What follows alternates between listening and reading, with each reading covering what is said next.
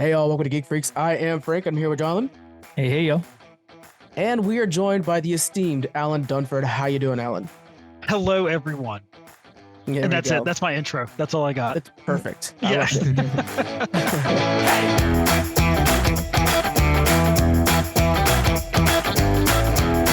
guys are very familiar with Allen. Allen's been on the show plenty of times at this point, and but he's the writer for Pocus Hocus, for Horus and Hell, and he's going to be talking to us at the end of the show about Horus and Hell 2 coming out. Can you right now kind of give us a breakdown of the story and what we can expect? Yeah. For those of you who don't know, and that's probably everybody, my name's Allen, and I'm a comic book writer. Like Frank said, I work on Pocus Hocus, Grandma Chainsaw, Horus and Hell, a couple other things, but Horus and Hell is our next campaign that we have coming out. It launches Tuesday, so by the time you're hearing this, we're already live, we're funded, and I think we've already made about $300,000 at this point. Oh, cool. Well, I'm Yeah, glad you're on the show okay. just to hang out then. That's good. Yeah. No. So I don't know. I'm not even going to say that. I was going to mess around with that, but yeah. Yeah, no, hopefully we're funded by the time you guys are hearing this. But if not, hey, check it out anyway, right? But Horus and Hell follows the story about a pink rabbit from hell that was a general in Hell's army who one day gets plucked out of hell by a magician who happened to sell his soul, and that's the story. I mean, that's exactly it. Yeah, there's nothing you missed. Yeah. It's crazy as you'd expect. This one, the artist on this is Kit, right? Mhm. Okay. Yeah, Kit Wallace wonderful does the work. art for this. Yeah, Kit's been with us since the beginning. Horus is actually a spinoff series of our first series, Pocus Hocus, but you don't need to read Pocus to understand what's going on here. We tried to, I guess, give enough breadcrumbs to where it makes sense without reading it. But Kit was with us since issue 1 of Pocus because he's been doing variant covers for us, and Kit was just kind of the catalyst for wanting to tell this story. And he just seemed like the right fit for it. And we've been having a blast working on this thing. That's so cool. I love his art style too. It's very Saturday morning cartoon. It's great. Love it. Yep. All right, let's get into our question of the week. What sci-fi gadget would you guys want to bring into real life? Jonathan, let's start with you. What sci-fi gadget are you using? So I'm already going to cheat a little bit because a gadget, I think, kind of implies that you can throw it in your pocket. Yeah, no, this isn't something you can throw in your pocket, but I want transporter technology. I think transporter technology is kind of what made the replicator. So either way, I think transporting's transport is a much more valuable technology. And I mean, I'm lazy. I don't like driving. I just want to be somewhere and not have to move back, spend all the time traveling. So I think it would just transport it right to the theater seat. Like, oh my God, that would be so wonderful. And it would just it can be utilized in so many other technologies. It would be insane. Yeah. So for sure, that'd be my favorite. Alan, what do you got, man? Well, so whenever I heard gadget, I didn't think pocket sized either. I just thought contraption from a sci-fi movie. Man, I'm taking the DeLorean. Ooh, nice. Yep. That's a good one. Yeah, we're gonna go back to the future, guys. Let's go. God, I watch those movies so much. I love them so much. You're not the only one. We have 3 people agreeing with you on the DeLorean. Rebel 27 is one of them. Howard Knight says the ring from Green Lantern. I didn't think about that as a sci-fi gadget, but it's fair enough. Yeah, that's a good one. Here we go, John. This is for you, Dave, with a flower symbol, a replicator, and there we go. I think that's probably my pick too, is replicator. Yeah. And can we just take the phone booth from Doctor Who? Does that count? That does a lot for you. Yeah, nobody mentioned that by the way, and I was like, that kind of does. It's like a super DeLorean, I guess. Yeah. And then lastly, the scuttlebutt, which I love the name, lightsaber. Just a classic lightsaber. It's a good one. That seemed like the easy out, right? Because I think that's what we all thought. We're like, it's okay. It's kind of like you don't want to wear the same dress to a party that one of your friends is wearing. So then I didn't want to say lightsaber because I assumed one of you guys was going to say lightsaber. Have you, I don't know, this is kind of off topic now at this point, but have you guys seen the Rick and Morty where Morty gets a lightsaber? I have not. Just real quick, he drops it completely vertically, and since nothing really stops the lightsaber, it just is going towards the core. And so it's a race to stop the lightsaber from hitting the core and blowing up. It's so Rick and Morty. What would your pick be, Frank? Replicator for sure. Oh my God, yeah. Then I kind of replicate everything you guys just said. We're good. So online too, I found a list of sci-fi tech that we actually have created in our time that we have nowadays, which some of them are a bit of a stretch, but I'm going to go through a few of them anyways. Like the universal translators from Star Trek, we have Google Translate. That's You true. can even translate your words as you speak them, which is pretty awesome. Holograms, jetpacks, robot assistants, which we got like Roombas and Alexa devices. So it's kind of a stretch. Self-lacing shoes, Nike just released them, like Back to the Future. You for real? Oh my god. Yeah. I mean, I think it's more of a gimmick than anything. I don't think it's practical, but video calls like we see in a lot of shows. Bionic limbs. We are effectively producing bionic limbs. It's not widespread, but it's working so far. They're getting really good though. Yeah, and tablets. Tablets are in a lot of early sci-fi movies, or a screen that you carry around, a monitor that you can hold and use like a newspaper kind of thing. But we actually use those all the time. Touch screen wasn't thought of for a very long time. So a lot of that like Star Wars is like no touch screens. It's all the clicks and stuff like that. Yeah, it's crazy.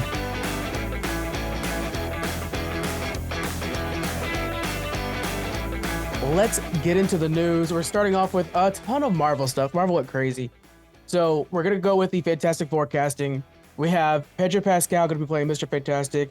We've got Vanessa Kirby going to be playing the Invisible Woman. Joseph Quinn, the Human Torch. And Eben Moss Backrack. I've said his name wrong 100 times, but he's from The Bear. He's going to be playing the Thing. What do you think about this casting? Give it to me. Yes. Yeah, like this was one of those casting decisions, like you see it and you're like, all right, I'm on board. Yeah. And honestly, with the internet being such a volatile place, especially with how sensitive superhero movies are right now, and we'll get into that later, man, I didn't see anything negative about this at all. You're right. That's a good point. Yeah. Yeah. Do you think Marvel was just kind of trying to like let's find people that look like the comic book versions just so that we can just score an easy one?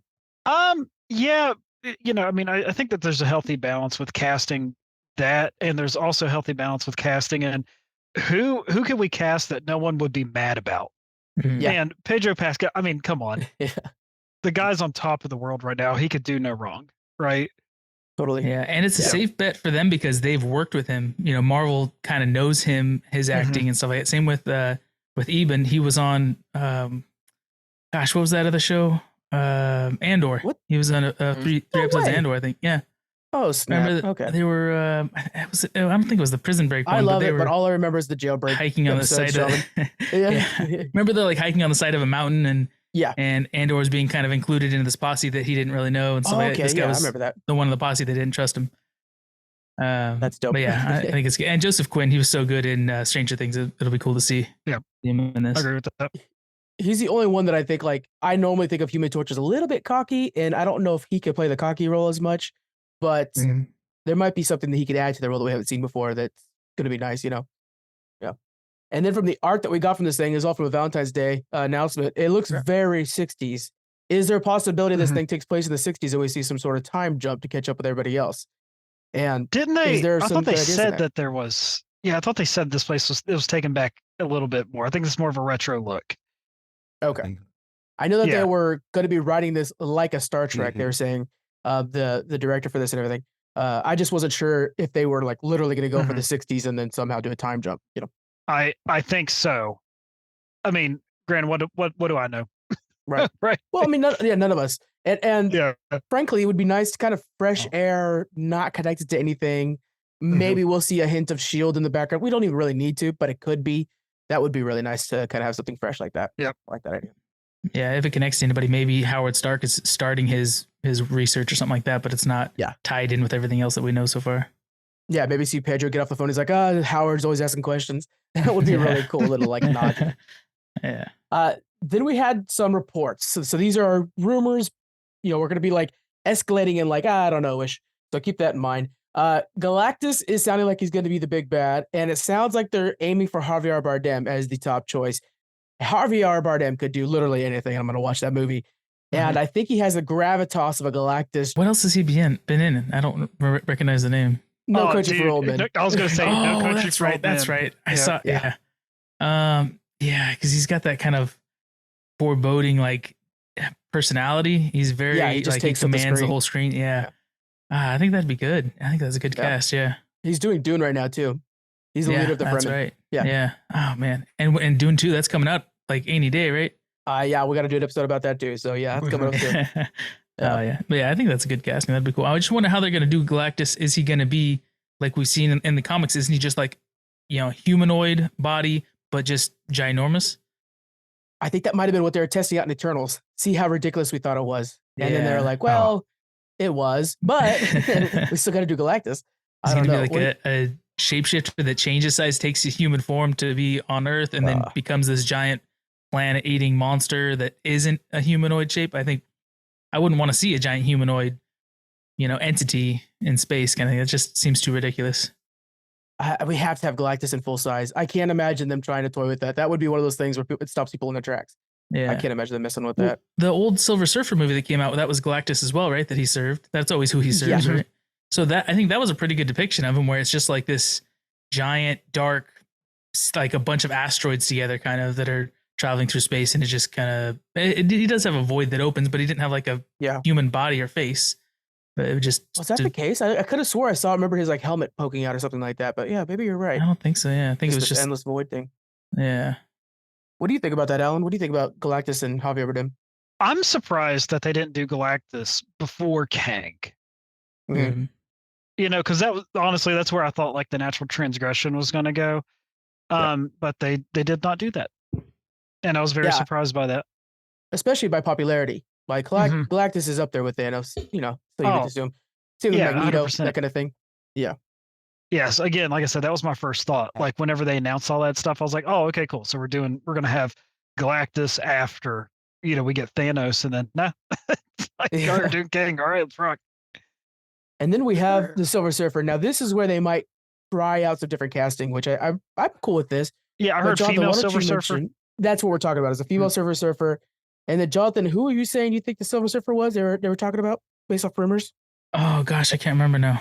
Okay, I think it's Anna Taylor-Joy, if I remember. Oh, that's right. Yeah. Anna Taylor-Joy, and which I really like her ever since I'm sure everyone else saw her in Queen's Gambit.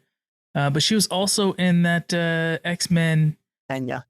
The Young Mutants or whatever it was. Yeah, New Mutants. Yeah. Which I thought that was good. She was my favorite character in that movie too.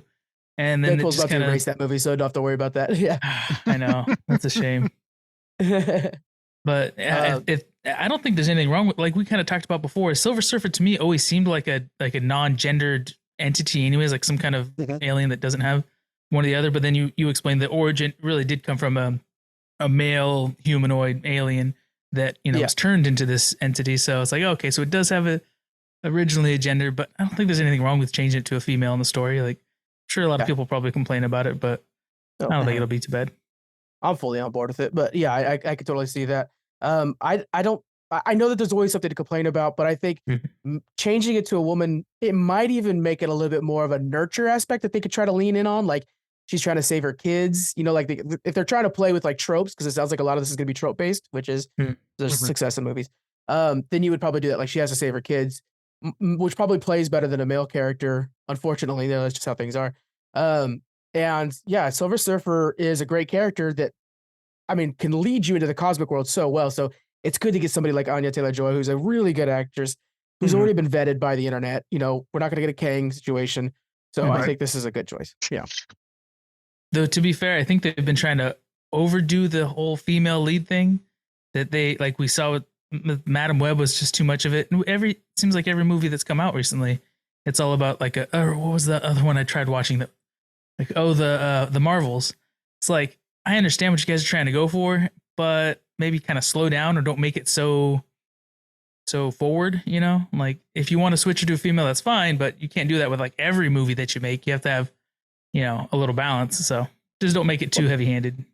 To push back on that, Jonathan, I do think it's important that Marvel shows their hand and says like, because there was a time when we were saying, where's the Black Widow movie? You guys don't have any women lead movies. Phase 1, nothing. And so I do think that there is a level of catch up that they need to do. But you still have to put the same quality that we would expect out of anything else. And after you watch Madam Web, you're going to say The Marvels is not a bad movie. But, I think there's definitely a place. I think what it really comes down to is we need really good actors and a well-written role, because sometimes these roles are just not well-written. And I think Miss Marvel, and that's going to be a really good way to go. But I think Captain Marvel might be finding the end of her storyline. But yeah, I think Marvel should be doing this. It just has to be done correctly. Yeah, you think maybe they're putting less money and like time and writing and stuff like that for female roles? Because like She-Hulk was another one that seems like it would have been pretty fun and cool, and then it kind of, at least nobody liked it. Or it was, kind of a flop. Well, as a reminder, Marvel's changing its strategy as of like the beginning of this year, really. And so there was a time where it was all about, let's make this huge timeline that ties movies and TV shows together. So you have to be subbed to Disney Plus. And so that was their idea, is just put out so much content that all has to be tied together. They have now changed their ways, and they're going to be scaling back on things. We're going to talk about that here in a second too. They're scaling back on things, making sure things are a little bit more grounded. And in that sense, that's where you don't necessarily need to pump out of Marvels. You could have had a really great Monica Rambeau storyline or something like that that like lets things breathe and really get to explore the character. Miss Marvel is a good movie or a good series. It's just that it needs to be probably given a little more time in the editing bay. Like if you take the middle section of that movie, put it at the beginning, it's great. Or series. I keep saying movie. But yeah. While we're talking about Marvel's new grounded approach, there are rumors that are from pretty good resources saying that Marvel and Sony are now working together on making Spider-Man 4 with Tom Holland. So it's been confirmed. And this is from Daniel Rickman, who's a solid source. The problem is that Sony's wanting to go full multiverse, try to bring in Venom at some point, Madam Web, Craven, that whole crew. Well, Marvel's like, no, we're in the middle of backing away from our multiverse decision. We want to go ground level, and they specifically want to bring in Kingpin. Which side are you going with on this, Alan? I am afraid that sometimes you can have too much of a good thing. And I think that Spider-Man Homecoming was, or sorry, not Homecoming. What was the most recent one? No Way Home. Thank you, No Way Home. I think that with that approach, and they saw how successful it was, and like they really captured the nostalgia of everything, dude. I think that they're gonna play their hand too much. Yeah. And they're going to revert back, and they're like, hey, remember how much you guys loved that movie? It's like, yeah, well, it just worked really well in the vacuum because that was what we needed at that time. Now they're like, hey, we're going to do it again. You're going to like it. You're going to spend another $1 billion because you guys are all stupid. Mm-hmm. And like, as much as I want to see all them back on the screen, like I just want it to make sense. Mm-hmm. I want it to flow. And I don't know, man. It's a slippery slope. I think that a lot of these superhero movies are going down because they're not making as much money as they were. So now it's like, well, what was making us money? Oh, yeah, when we brought in Tobey Maguire. Like, that was great, So Sony specifically called out bringing back the old Spider-Man again and stuff like that. But I think the idea of bringing them back again takes away a lot of the specialness from the first one. And I don't know about you guys, but I know we have Secret Wars on the horizon. And so I know that there's going to be that end game level movie coming up where everybody's on screen again. And I'm kind of like, don't do anything close to that until we're at that point. So we could try to capture that big 10-year punch that the first Infinity Saga had. It won't be the same, but let's try to get close to that. So if they keep doing these multi-bill Spider-Man movies, it's not going to feel that good. And hopefully we can avoid that. Yeah, and Kingpin was really good in Echo. So I think it'd be cool to keep, pushing his storyline and bring Spider-Man down to the regular city ground level like he's supposed to be, right? He's been kind of fluffed up and brought up to be a superhero across the galaxy with all the other Marvel heroes, but that's not who he's supposed to be. Your friendly neighborhood Spider-Man. So at some point he's got to come back to the ground. Also, I'm sure they are well aware of the fact that Spider-Man is supposed to be like a teenager, and Tom Holland's aging out of that range pretty quick. So there's only so far they can continue with this character unless they're changing the character in the process. Well, they're probably, I mean, the thing on that, Jonathan, is in the comic books, he's not a teenager for very long. It's just that in every depiction of him, they keep going back to that because there's not, I personally think it's because there's not a lot of kid relatable superheroes. So they're like, well, let's keep using Spider-Man. Eventually, like in the 80s, he's at nightclubs with like Eddie Murphy and stuff like that. He ages out of it quickly. Okay. But I do like that idea of him being a ground level hero because one of the best things about Spider-Man is, first off, he seems like he can be beaten, and it's just him in New York protecting his streets. And that's, he is definitely the biggest and best version of like a Daredevil or a Luke Cage. But yeah, I think you're 100% right on that. And would be kind of cool is you have some heroes like the Punisher who kind of teeter over that line of morality a lot, and it'd be cool to see a whole anti-hero. Yeah. It'd be cool to see a whole season or run or series or something where they're fighting each other, where he's trying to straighten that, or Daredevil. Maybe Daredevil goes a little too far and he's actually killing the bad guys more often than not. And Spider-Man has to correct that. And so, we get to see the ground level hero, but over, arcs like that where he's kind of, there's other heroes that he's with and against, and it'd be kind of, I don't know, that'd be fun. I can't imagine how Tom Holland would react to somebody like Punisher. Mm-hmm. That would be interesting to see, because we've seen it with people like Iron Man, who literally put his life on the line to just die, for everybody. Punisher sure would do that, but I wouldn't guarantee that he's going to do that, like Endgame version of Iron Man. Yeah, that's a really good idea. Yeah. The last rumor, and then we'll get into the trailer, Jonathan. Henry Cavill has apparently accepted a role from the MCU, and they said it sounds like it's not going to be Sentry or anything like that. They were originally saying, is it Dr. Doom? It's not Dr. Doom. Don't worry about that. Is there anything in particular? I think Captain Britain's kind of the safe one because he said he wanted to play Captain Britain. Is there anything you guys can see Henry Cavill taking the mantle of? I really don't know. Like, I would honestly like to see him in a villain role. Interesting.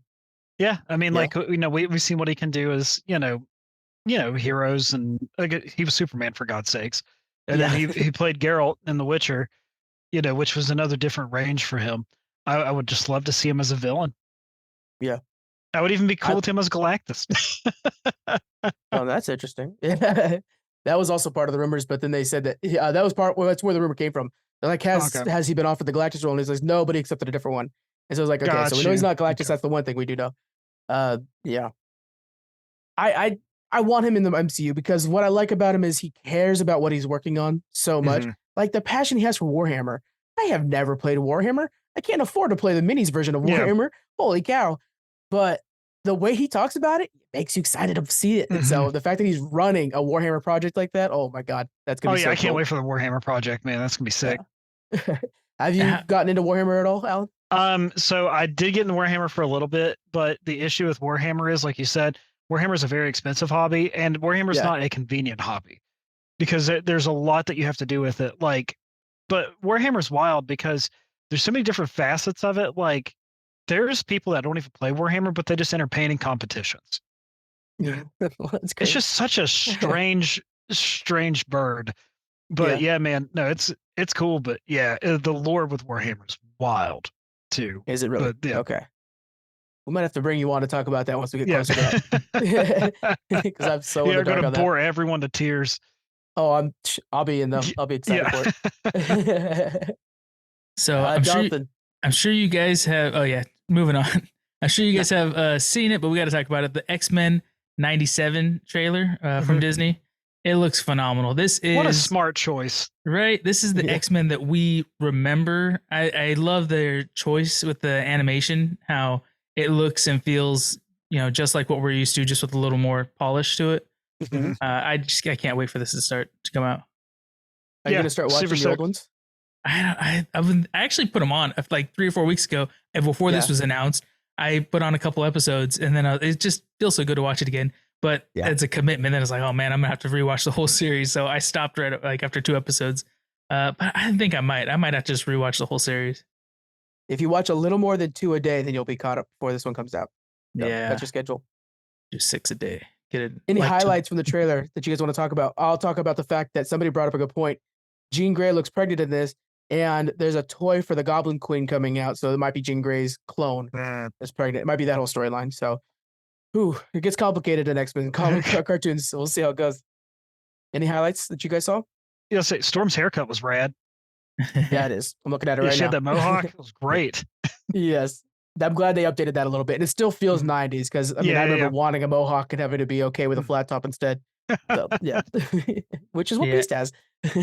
How do you think the writing's going to be? Do you think it's going to be a lot like what you're used to, or they're going to kind of modernize the stories and the challenges they face? We were lucky enough to have a short interview with Larry, who worked on the first one, and 3 of the original writers worked on this as well. So it has some of the original team. That's going to be pretty solid. But I think there are things we do know, by the way, that the maturity rating went up on this. Before it was not suitable for under 7. Now it's not suitable for under 14. So maturity's there. But I like that when stuff like that ages with the audience, right? Like Harry Potter is kind of like a prime example of that. Great choice. Yeah. Yeah. And I wonder this setting, will it take place in the 90s like what we used to watch, or will there be, modern technology and Teslas and stuff like that in the show? 97. It's going to take place in 97, which is the end of the original series. Okay. Yeah. Good. That makes sense. It's just, you never know. We had such an advancement technology, it'd be very different show to show it, nowadays. I'm so happy to see Gambit back because Gambit has gotten the shaft. I'm sorry, but the shaft since the original 90s cartoon. We haven't. He needs a full movie in Marvel world, but at least we're seeing the OG Gambit coming back and him and Wolverine working together, charging the claws. And there's been a heated debate online of whether or not Wolverine would just straight up blow up because he charges kinetic energy. So it's like as soon as Wolverine hits something, he'd blow up. Other people are like, no, he does it with his bow staff as well. He can just empower things. And I love that. That feels like a better debate than this casting doesn't work. I'm enjoying good comic book debate again. That's fun. And I'd imagine he can regulate how much charge he puts in something, right? So if he really wanted to, I'd imagine he could put enough charge. It would probably take him a while to destroy adamantium, or you could just put enough charge that it would emanate from the adamantium and not really, demolecularize it or whatever. And what's nice is when you're writing it, you'd be like, yeah, he can now. Exactly. So we'll see what they want to do with that. Yeah. We discussed this in full with a 28-minute discussion on this with Thomas, who's, he's one of those guys that reads all the X-Men stuff. So check out Challenge Accepted, guys. We put out a special episode just about this. We're moving on to the next thing here, and we got Respawn is working on a new Star Wars video game. They have a multiple Star Wars video games, but this one is the newly announced. It's going to be a Mandalorian first-person shooter Star Wars game. I think this is a good choice because if you guys have played The Old Republic, which is an old MMO that they came out with, and it's still active, there's 2 million active players. I was a bounty hunter, and the array of gadgets you had made that class so fun. And it felt like when you walked into a Jedi battle with a Jedi or whatever, or a Sith, you were immediately underclassed. But as you kept using your tools, you started to snowball, and all of a sudden they couldn't keep up with all the stuns and shields and flare fire. I cannot wait to experience that with the polish of some of the other things that Respawn's done with Apex Legend and stuff like that. So I can't wait to play that. Yeah, it sounds like a lot of fun, especially for what you're saying. There's such a customizable class. I guess there are people that change their armor and stuff like that all the time and have new technology. So it'd be fun because you would really tailor your character to what type of fighting style you like and everything. So versus being a Jedi where it's like you can kind of learn more of this force move or that force move, but they don't use phasers, they don't use jetpacks, they use the same kind of moves. But yeah, Mandalorian is so customizable that'd be kind of fun. And we, not just being like a shooter, but kind of an adventure game. It'd be kind of fun. You get to, I'm imagining, travel through different planets and explore in the game as well, right? Yeah. We don't have a timeline for this, but it sounds like if I were to pick a timeline for the Mandalorian, is to make it as soon as Thrawn and his troops arrived in the galaxy. So suddenly you're reached out to by the Republic, and they're like, "We need help. Just can you help us in any way?" And you're going around spotting out places and kind of pushing back on this new threat that just popped up. Or they could do a pre-Grogu time because he was a bounty hunter for a long time before then. But you don't have that shiny armor, and that shiny armor is sexy as all hell. So I think they got to do that one. What do you think, Alan, about all this? I mean, smart decision, smart studio. They got a proven track record, and if you're gonna make a game like this, you got to make it good. I feel like with the way everything is nowadays, especially with how games are made, because things need to be palatable through social media quick hit means too. What sells? It's like Helldivers 2 right now. Yeah, huge. And it's kind of like Lethal Company, right? What's selling people on it, and one of the things that sold me and my play group is just the stupid stuff we're seeing in memes and in these short quip videos of people running and then one of their friends just immediately explodes, right? Yeah. Hilarious stuff. So I don't want to say the day of the single player game's over. That's not it at all. But I feel like a lot of stuff legitimately we'll see more content put out if we have a strong, at least multiplayer sense. So I'm hoping that there's some really good multiplayer with this, because, like you were saying, it'd be great. If you could pick a tank class, healer class, or sniper class, and then we just get to go and just do stupid stuff on a planet together. You know, I kind didn't even think about how set it there's up so like a many Destiny. Mandalorians. Yeah, set it up like a Destiny type, right? Yeah. Like that would just be so much fun just to do it that way. Just a good PvE system. I'm cool with that. And if you want to put PvP in, hey, even better. Yeah, it could really be the start of a whole franchise for them if they do that. Mhm. What are your thoughts on it being first person over third person? I know that this is going to be a very wide net about the cast, so just bear with me. Do you guys remember the game Oddworld: Stranger's Wrath? Nope. God, that sounds familiar. Yeah, I think I remember Oh that. man, it was awesome. And that game was it had a good healthy blend between first person and third person. So like if you were in town, you could do third person. Whenever your character sprinted, he was third person, but whenever he did combat, he was first person. Yeah. And he just had a wider range of just these crazy weapons and stuff like that. None of the stuff fits with Mandalorian, but with all the stuff that you can do, think about how impactful it's going to be first person, and then you shoot flames out of one of your gauntlets, or you shoot a net and pull someone in, and then you get to do a move and bash their face in, right? It's just going to be, I think the first person will give it a lot more impact. I remember Oddworld. I think that was the one too, just real quick. I think that was the one where like there was a certain vendor that you had to be at night to go to. And so you changed the clock on your Xbox to go visit him at night and get the. Yeah, see, I never did that because I was never a coward. I played by the rules. Nice. Yeah. I was the coward. I think first person in the game is a lot better for combat too. It makes it feel a lot faster and you're more engaged in it. But when you're like traveling or doing something that's obviously slower in the game, it just makes it feel so much slower. So going to third person for something like that, and you can kind of, I don't know, enjoy the nature and the surroundings a little more. But yeah, I think it's good for it to be able to switch back and forth and not be stuck in one or the That'd other. be nice. Indiana Jones is going to be that way where it switches back and forth. I find it like it takes a little bit more time for me to get used to it than I think a third person does, but it is more immersive. I mean, I've talked about it before, but like every time I play Skyrim again, I find myself just stopping and watching the weeds move and just be like, ah, damn, this game is beautiful still. It's crazy. Yeah. So yeah, I think there's definitely some value there. It's just, it might be a bit to get used to it. All right. So while we're on the topic of Star Wars, I want to jump in and say Samuel L. Jackson wants to get back into the Star Wars universe. Do you guys have an idea how he can? I have a kind of a crazy idea, but do you guys have an idea of how he can get brought back in, a new show or movie or series that you think would be good for him? Man, I really don't. Yeah, that's the thing. Like whenever I read the show notes and stuff, I was like, I didn't know he was trying to do this. Unless he's just wanting to reprise a role. I don't know. Yeah, and my whole thing is like, I think Star Wars has a Marvel problem where death has to start mattering here pretty soon because they keep bringing people back. We already have, Jedi ghosts that kind of cheat, and we need some characters to just, it's okay to feel bad about, or else you're gonna have a Loki where it's like there's always gonna be a Loki no matter how many times he dies, and now he's the god of everything essentially. So yeah, I'm hoping they don't bring him back as much as I freaking love me some Samuel L. Jackson. So I have an idea that might break the two franchises or make them better by connecting them. He was supposed to die. He's supposed to die when Anakin's doing his rampage, right? Order 76. Supposedly he's one of the Jedis that stood up and fought back and was cut down, right? Real quick, he died when he went to go arrest Palpatine. And Palpatine did the lightning on him. He bounced it back to Palpatine. That's why he's got an effed up face. And then distraction from Anakin, he throws him out the window.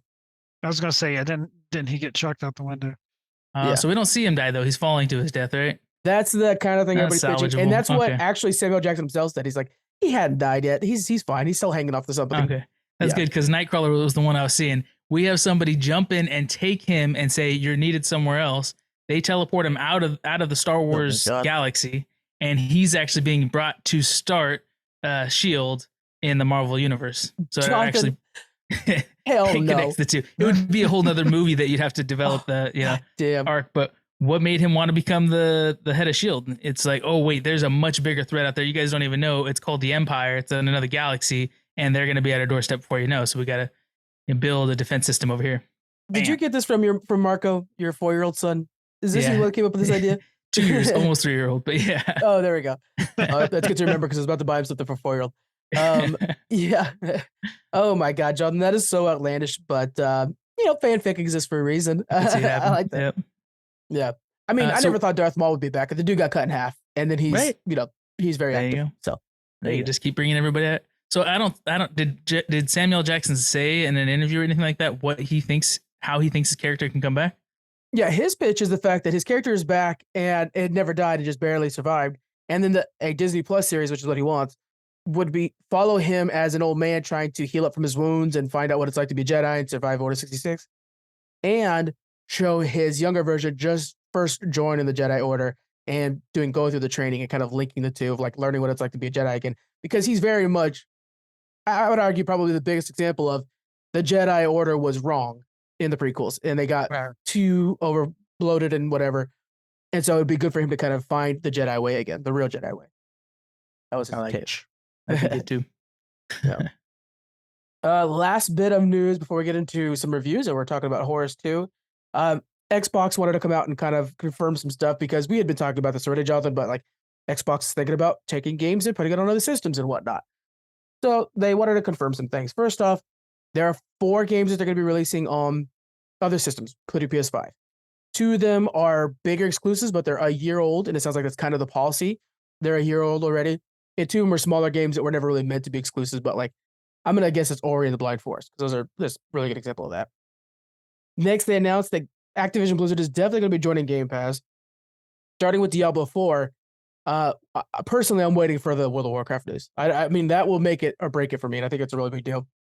And then, yeah, they said that the Xbox hardware will always exist. So don't worry about them going virtual or anything like that. They will always make the Xbox hardware. The next one is expected 2027, and they said it will be the largest leap in hardware technology up to this date ever. Like from one generation to the next, it'll be the largest leap ever, which is saying a lot. So let's go to you, Alan. What do you think about Xbox's position right now in the brand? I mean, here's the thing. Like, and now this is going to sound, it's going to sound more harsh than what I mean it to. But Frank, I mean, all of us, God, everyone listening here, I'm sure has played a video game at some point, right? Think about gaming 10, 15 years ago. Like, console wars was a thing. Yeah, like you lost friendships over it, right? Oh, like, and how much of a gut punch was it whenever you got a game on, PS3 and you found out your buddy got it on Xbox 360 and you can't play together and you didn't have a job and want to go out and buy an extra copy of the game, right? Like, that stuff like sucked. Now how everything is, like one of the first things I look for is like cross-platform, and that's becoming like it's such a staple for a lot of this stuff, again, because it's how we're consuming stuff. PlayStation now is putting, God of War's on Steam. Isn't that crazy? Yeah. Like, for Horizon, it's on Steam as well, isn't it? Yeah. Yeah. So is Spider-Man. Okay. Yeah. So yeah, do you have to wait a year to get it? Yeah, sure. But now the days of like, I think that these companies started realizing like the gotcha tactic is slowly fading away, right? Like, yeah, you're going to have your diehards. And like, if what sold me on getting a PS5 was a Demon Souls remake. And after that, dude, I never touched it. like my PS5 literally just sits there and I just play on my PC. Like, I think it got absolutely burned up though when Hogwarts Legacy came out. And after that, like that was really it. But how much of a gap was that until that game came out versus, when it launched? And I think though by Xbox doing this, it's very forward thinking. And people are going to like the system that they like. Xbox hardware is always going to be here, even if Halo or whatever exclusive, a new Gears of War game is coming out. Yeah, even if they put it on PC or Xbox, people are still going to have their favorites. Even if they put it out on PS5, people are still going to have their favorites, man. I don't know. I just think that, like, again, the console war thing is kind of arbitrary at this point, right? People are going to get what they want to like. Now, with that being said, the antithesis to that is Nintendo, because over their dead body. Right. Yeah. So if you still want to play your Mario games, play Pokemon, you know what you got to do. You can't wait for it to hit Steam in a year and a half. Yeah. There's a reason Pal World is so big, is because people are just like, I want to play a Pokemon game on something different than Nintendo. Dude, I love Pokemon. Pokemon games are a blast. I would just love to see them be on the hardware that they deserve. Yes. I would love to see a game on Unreal 5, like just Last of Us quality, right? On a game like that. Like, could you imagine? Oh, no one would leave. Yeah, I just downloaded Power World and I'm so excited to try it out. I was one of those that was like, I'm not gonna support them. They're, copying yada yada yada. But then it's on Game Pass, and I got Game Pass, so it's like, oh shit, here we go. They got me.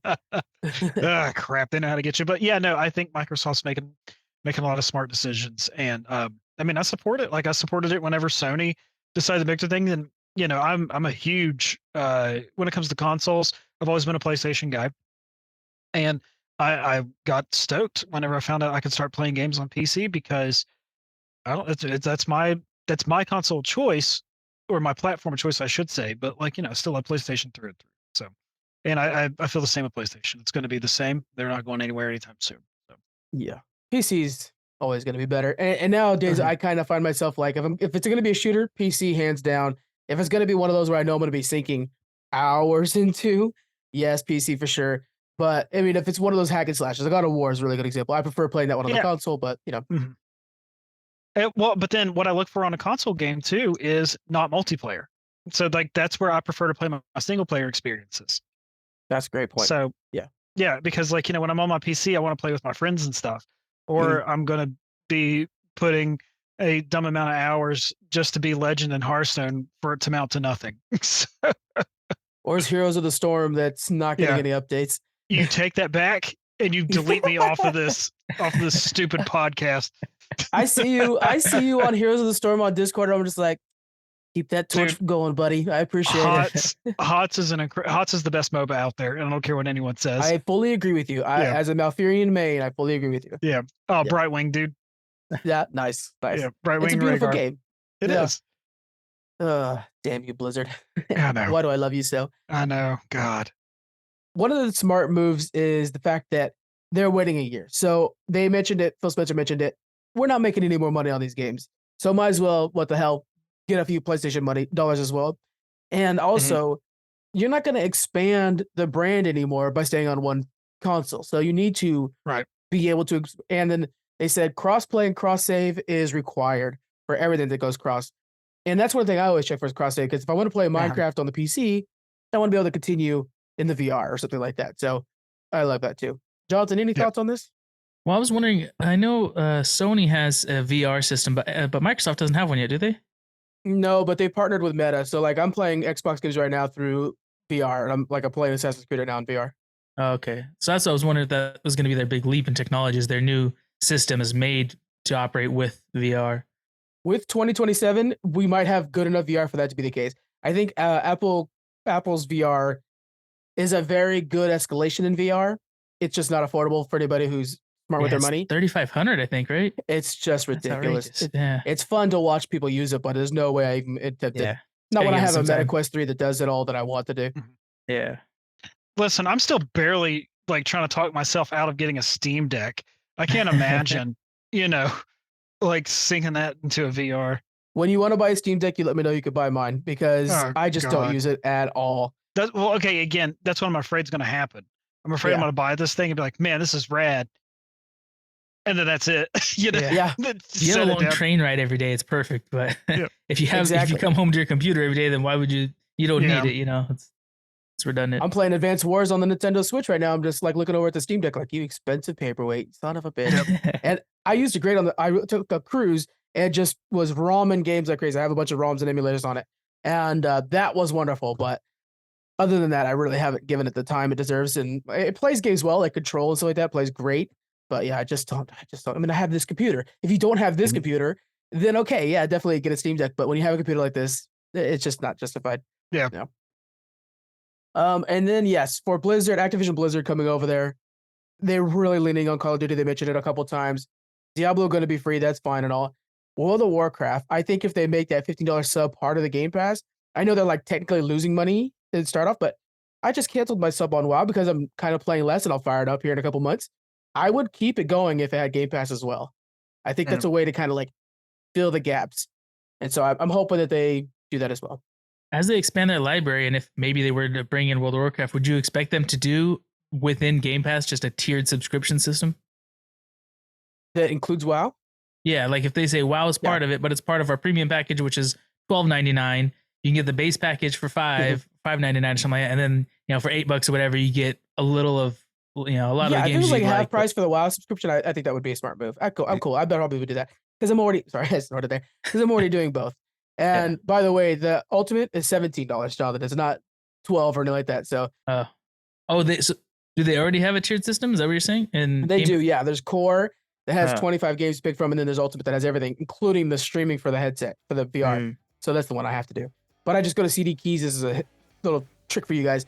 Go to cdkeys.com. It's $3 for a 1 month of ultimate, and then just add it to the account, and you're fine. So, way to save money.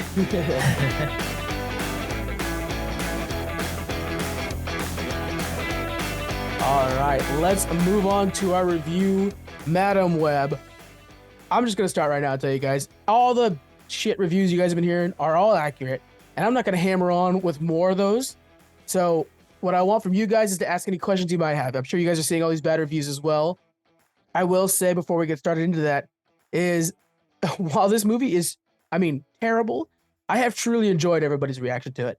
And it reminds me of, there's that old viral video. I won't say the exact name for it, but there's an old viral video that came out before that was cup focused. Oh, that the whole point was just watching people's reactions. And right now, that's what this is. It's like somebody's like, oh, I'm going to go watch Madam Web. Like, text me immediately when you get out of that thing. I want to know.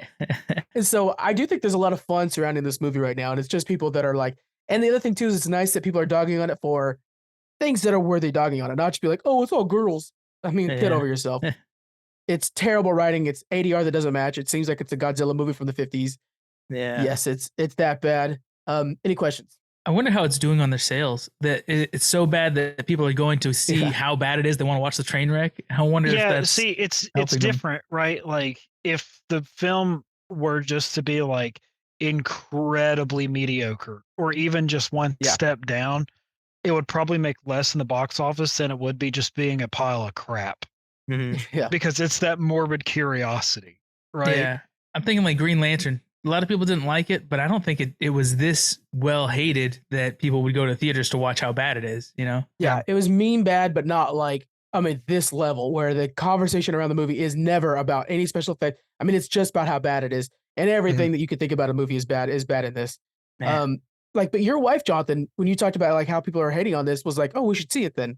Right? Yeah, that's what she was saying. She's like, well, in that case, I actually do want to watch it anyways to see how bad it was. And we still haven't gone to see it because I was just like, no, I'm good.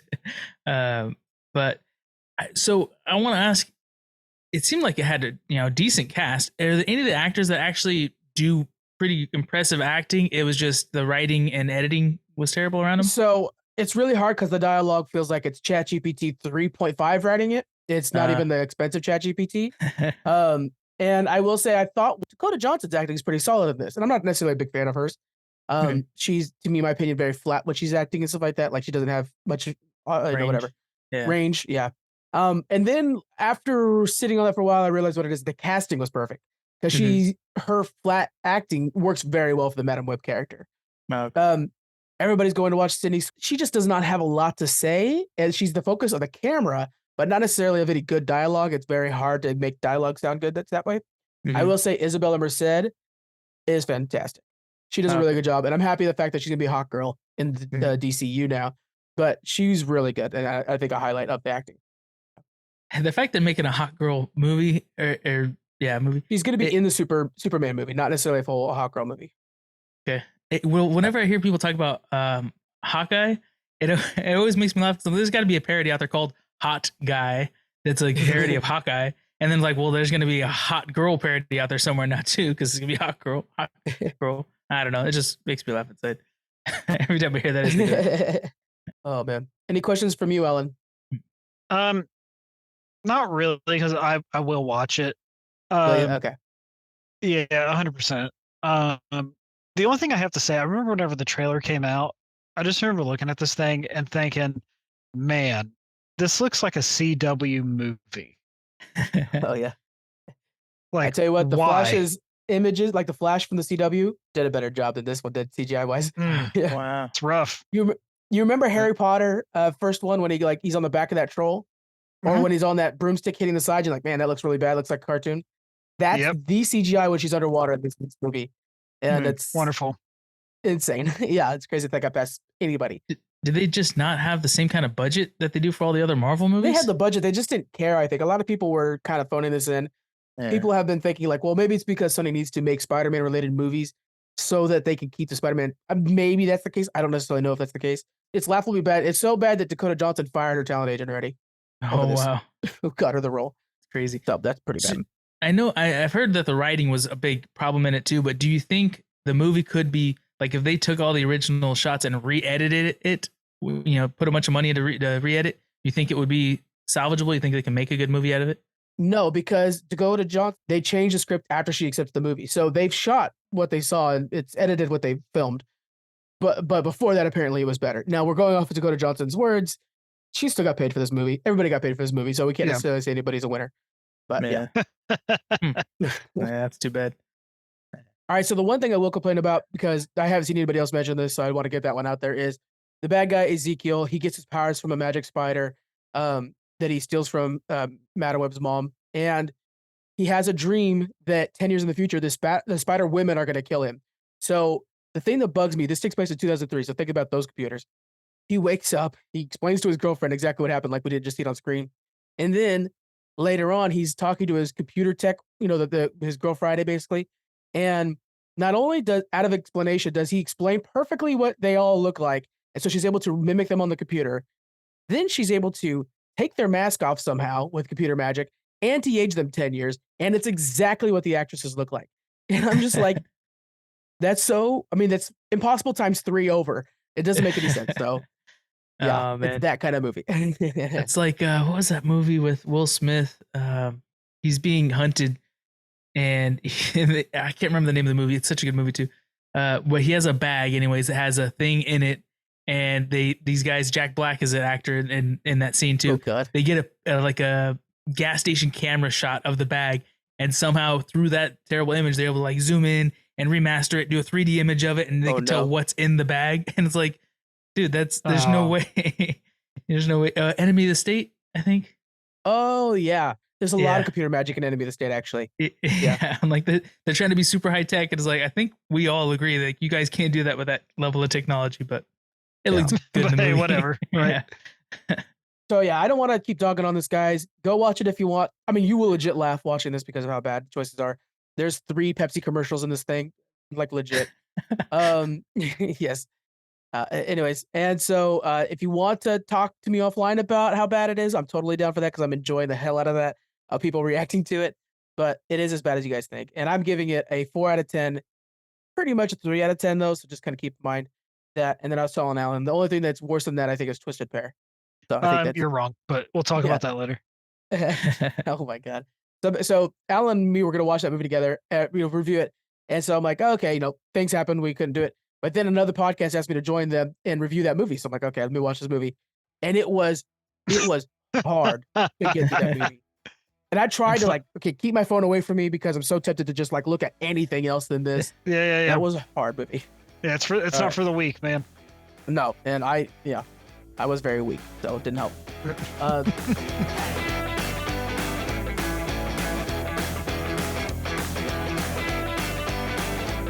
Let's end by talking all about Allen and Horus 2.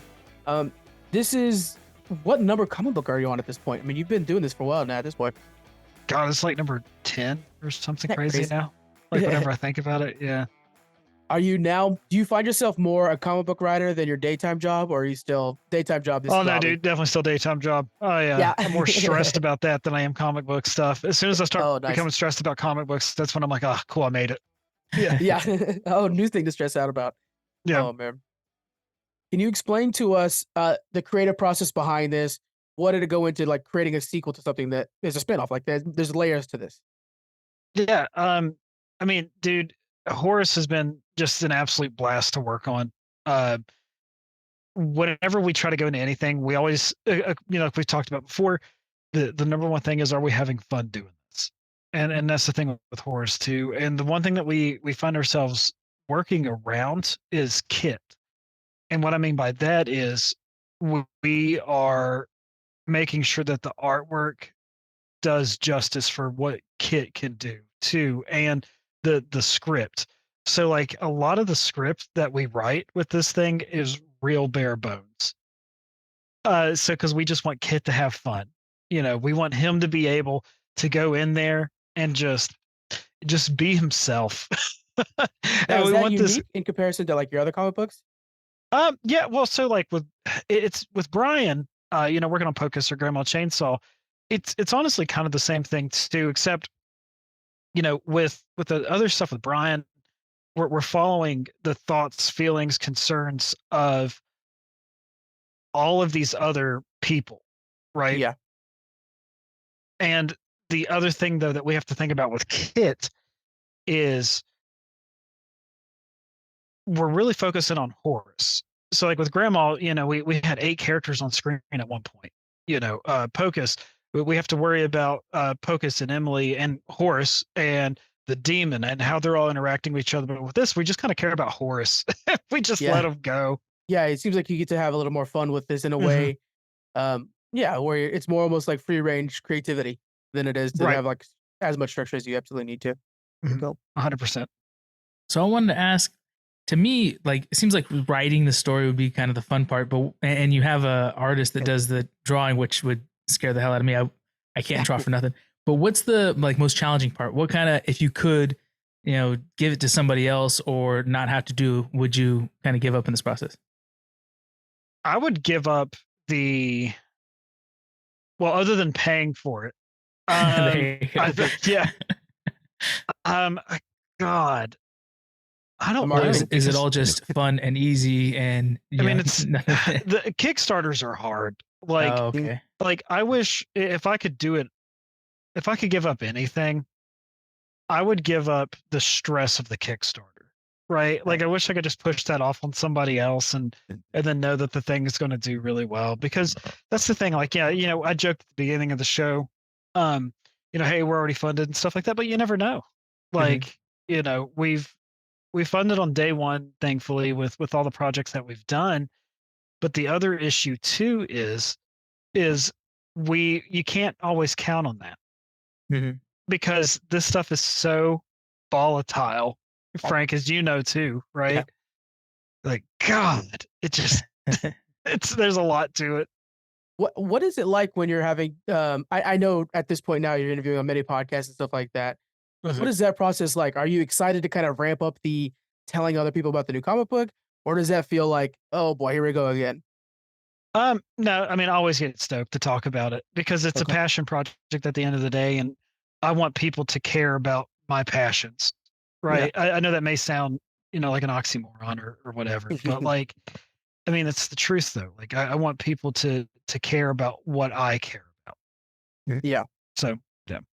You're one of the best at the game. I'm going to be honest with you, but I've seen a lot of people now at this point that have been like, new comic books out. And so here's these emails coming in and stuff like that. And so I'm like, I feel bad for some of these comic writers when I'm just like, here they go. They're in for full schedules. That's a tough one. Well, I appreciate it, man. Yeah, like I said, though, the big thing is just making sure. Again, like I said, at the end of the day, we're having fun. Yeah, like that is number one, and everything else will follow. Like we'll get to where we need to get to eventually. But as long as we're staying, like, I hate this phrase, but stay true to yourself.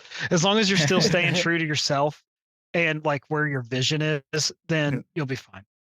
And that's kind of like what we're trying to do. Speaking of vision, while you're making this, do you already kind of have like an idea of what the next like 3 or 4 comics you want to write are? Do you have kind of a projection for the future? Unfortunately, yeah. Because we are very forward thinking with that kind of stuff. And we don't want to go into anything, especially a new series or anything like that, thinking like, oh God, what are we going to do now? We always want to make sure, like, how can we top ourselves? And I'd like to try to marinate on ideas. So if I really think about it, and I think it's crap, after a while, then we're fine. Right. Because if the idea has stuck with me long enough, then I think it's okay. That's good. You ever run into writer's block? And if so, how do you break past that? Yeah, whenever I run into writer's block, I just don't write. Like, you know, like I Take a while. don't sit there and like try to force it or anything like that. I just back away, right? Yeah. And I just let it happen, however it Listen, here's needs the to. storm. Mhm. Tell us about how people can get this new book and follow you up. Yeah, so we're launching on Kickstarter on Tuesday, like I said. So you can follow us on Kickstarter. Just search Horus in Hell, Grandma Chainsaw, Pocus Hocus, any one of those, and it'll lead you right to our Kickstarter lead. Yeah, and who is this book published through? We're actually going through Bad Bug on this one. Okay, cool. I love the Yep. Bad Bug guys. You know, they're all awesome over there. So that's wonderful. Yeah, really good friends of ours. Just great guys all around, and they got a lot of good stuff coming out too. And we're hoping to be able to do a cross promotion where if you back our book and you back not Periwinkle, God, I'm so used to talking to Scott about it. Cupid. Cupid. Yeah, if you back that, you'll get a print from us too. Oh well, I might be Yeah. lucky then because I might be on this boat. That works out pretty well. That Yes, Cupid's yeah. a great story too, guys. Check that out. And Periwinkle, oh god, I tell you again, Bad Bug is kicking butt. All right, guys, thank you very much for joining us. Make sure you guys check out Challenge Accepted. Next week we're doing a deep dive on Dune, and we're doing a giveaway. Thomas just secured this. Our giveaway over at Challenge Accepted is going to be the famous Dune popcorn bucket. Ooh, So nice. yes, if you want one of these infamous popcorn buckets, and you can do whatever you want with it, I'm not going to question Oh, you. Go over to Challenge Accepted and listen in for details. All right, guys, thank you very much for joining us, and we'll see you next week. Bye. Bye. all right. See you, everybody.